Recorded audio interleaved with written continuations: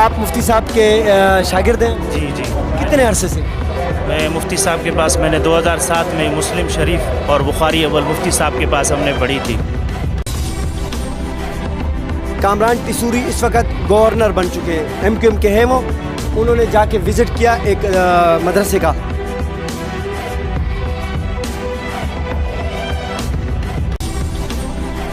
معاملات میں صفائی اور اعتدال یہ یہاں کا ایک مزاج ہے، اور یہ امت مسلمہ کے لیے بھی اللہ نے یہی فرمایا کہ وَكَذَلِكَ جَعَلْنَاكُمْ أُمَّةً وَسَطًا۔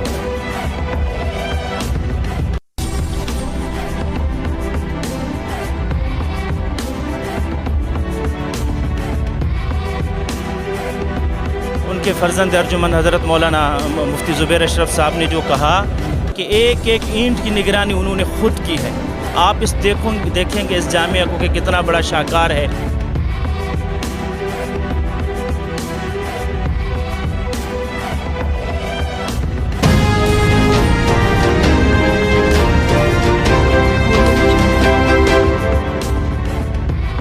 السلام علیکم ورحمۃ اللہ، میں آپ کا ہوسٹ آپ کا دوست اعجاز خان 1 TV یوٹیوب چینل میں آپ کے ساتھ حاضر ہوں۔ آج میں دارالعلوم کراچی میں کھڑا ہوں، اتوار کا دن ہے۔ تقی عثمانی صاحب کے بھائی رفیع عثمانی صاحب کا نماز جنازہ پڑھائی گئی۔ رفیع عثمانی صاحب کے ایک شاگرد ہمارے ساتھ موجود ہے، میں ان کا نام بھی جاننا چاہوں گا، میں ان کے تاثرات جاننا چاہوں گا۔ یہ جو آج بہت بڑا ایک جھٹکا لگا امت مسلمہ کو، لگا میرے خیال میں نہیں کہوں گا کہ میرے اس بھائی کو لگا، مجھے بھی لگا، ہر اس مسلمان کو لگا۔ کہتے ہیں نا وہ ایک رہبر اور قائد ہوتا ہے آپ کا، اللہ کمی پیشی معاف کرے، ہو سکتا ہے میرے اس میں غلطی ہو۔ حضرت عمر رضی اللہ عنہ کے بارے میں آتا ہے کہ نبی علیہ الصلوۃ جب دنیا سے پردہ کر گئے تو حضرت عمر رضی اللہ عنہ نے تلوار نکال دی تھی اور کہا کسی نے اگر یہ آواز لگائی، وہ محبت ہوتی ہے۔ میں ان کے تاثرات جاننا چاہوں گا۔ السلام علیکم۔ وعلیکم السلام ورحمۃ اللہ۔ سر جی اپنا نام بتائیں۔ میرا نام لطف اللہ ہے۔ اچھا، آپ مفتی صاحب کے شاگرد ہیں؟ جی جی، کتنے عرصے سے؟ میں مفتی صاحب کے پاس میں نے 2007 میں مسلم شریف اور بخاری اول مفتی صاحب کے پاس ہم نے پڑھی تھی۔ جی ہاں، کیسا پایا اپنی زندگی میں؟ بالکل جیسے ایک والد ہوں، والد کی طرح یہاں جتنے بھی طلبہ آتے ہیں انہیں یہ محسوس نہیں ہوتا کہ ہم اپنے والدین سے دور ہیں، بلکہ انہیں یہ محسوس ہوتا ہے کہ ہم اپنے والدین کے پاس ہیں۔ وہ جس طرح اپنے طلبہ کی کیئر یا خیال رکھتے تھے، اسی طرح جیسے ایک شفیق والد ہوں اسی طرح۔ اور آپ دیکھ رہے ہیں یہ محبت کا ہی نتیجہ ہے کہ پاکستان سے صرف نہیں، بیرون ملک سے بھی جو ان کے طلبہ ہیں، شاگرد ہیں، وہ سب یہاں پر آئے ہوئے ہیں۔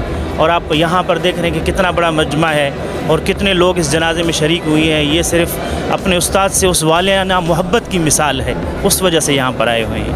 مفتی صاحب کی کوئی ایسی بات نہ، وہ اللہ کمی پیش معاف کرے، ایک بزرگ کے بارے میں آیا کہ ایک وقت کے بادشاہ نے کہا تھا مجھے کوئی وصیت کر دیں کہ میری زندگی میں کام آئے، تو مفتی صاحب کی ایسی کوئی بات جو آپ کو یاد اور آپ کو وصیت کی؟ مفتی صاحب ہو یا دارالعلوم میں جو ایک سال بھی پڑھتا ہے وہ 3 چیزیں ضرور سیکھ کے جاتا ہے۔ ایک یہاں کا مزاج ہے اعتدال، دوسرا یہاں پر ہے معاملات میں صفائی، معاشرت۔ یہ چیز جو ہے نا یہاں پر آدمی سیکھ کے جاتا ہے، جو بھی یہاں پر آئے گا، معاشرت، معاملات میں صفائی اور اعتدال، یہ یہاں کا ایک مزاج ہے۔ اور یہ امت مسلمہ کے لیے بھی اللہ نے یہی فرمایا کہ وَكَذَلِكَ جَعَلْنَاكُمْ أُمَّةً وَسَطًا۔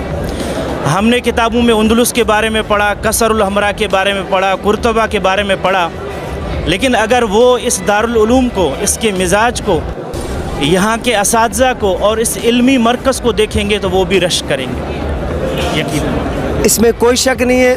آپ نے سنا ہوگا JDC ایک نام ہے ظفر عباس JDC، وہ دارالعلوم کراچی آئے تھے اور انہوں نے وزٹ کیا تھا، اور انہوں نے کہا، میں قسم کھا کے کہتا ہوں، یہ ظفر عباس JDC کی بات کر رہا ہوں، کہ میں نے ایسا نظام کراچی کے اندر نہیں دیکھا جو دارالعلوم کے اندر دیکھا۔ اور اچھا کمال کی بات بتاؤں، میں یہ یہاں کی نہیں، آپ کراچی کے کسی بھی مدرسے کو اٹھا کے دیکھ لیں، کامران ٹیسوری اس وقت گورنر بن چکے ہیں، MQM کے ہیں وہ، انہوں نے جا کے وزٹ کیا ایک مدرسے کا، اور انہوں نے کہا مجھے میرے ساتھیوں نے کچھ لکھ کر دیا ہے اور کہا کہ یہ پڑھ کے میں وہ نہیں پڑھوں گا، میں نے جو نظام دیکھا ہے میں اس کی بات کروں گا، کہ اس نے بھی یہی کہا کہ میں چاہتا ہوں یہ نظام کراچی کے اندر ہو، شہر کے اندر ہو۔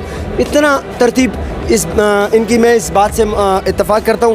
حضرت جنازے کا تو وہ ہو گیا تھا، یہ جو ان کی جو آرام گاہ ہے یہ دارالعلوم کے اندر ہوگی یا دارالعلوم کے اندر؟ جو ان کے والد صاحب ہیں مرحوم، ان کے قریب ہی ان کی ہوگی، ان کی جو ہے نا تدفین انہی کی ہوتی ہے۔ ٹھیک ہے۔ اور بات یہاں پہ میں یہ کروں کہ حضرت شیخ صاحب کی جو خدمات ہیں تصنیف اور تالیف اور تدریس کے علاوہ سب سے بڑا مسئلہ یہ ہے کہ ایک اتنے بڑے دارالعلوم کا انتظام، جیسے ابھی ان کے فرزند ارجمند حضرت مولانا مفتی زبیر اشرف صاحب نے جو کہا کہ ایک ایک اینٹ کی نگرانی انہوں نے خود کی ہے. آپ اس دیکھیں گے اس جامعہ کو کہ کتنا بڑا شاہکار ہے. حضرت جو مرحوم تھے مفتی رفیع عثمانی صاحب، ہم دیکھتے تھے کہ وہ رحمۃ اللہ علیہ وہ یہاں پہ آتے اور ایک ایک چیز کو نوٹ کر کے جاتے، کون سی اینٹ کہاں لگ رہی ہے، کون سا تعمیراتی کام ہو رہا ہے، کون سی چیز یہاں پر لگ رہی ہے. تو ان کے اندر جو ذوق تھا تعمیرات کا، وہ اس جامعہ کے تعمیرات کو دیکھ کر آپ اندازہ لگائیں گے کہ ان کے اندر صفائی ستھرائی تعمیرات کا کس طرح کا ذوق تھا. شکریہ حضرت وقت دینے کے لیے. یہ میں نے پہلے ہی کہا تھا، یہ ان کا دکھ نہیں، یہ امت مسلمہ کا دکھ ہے.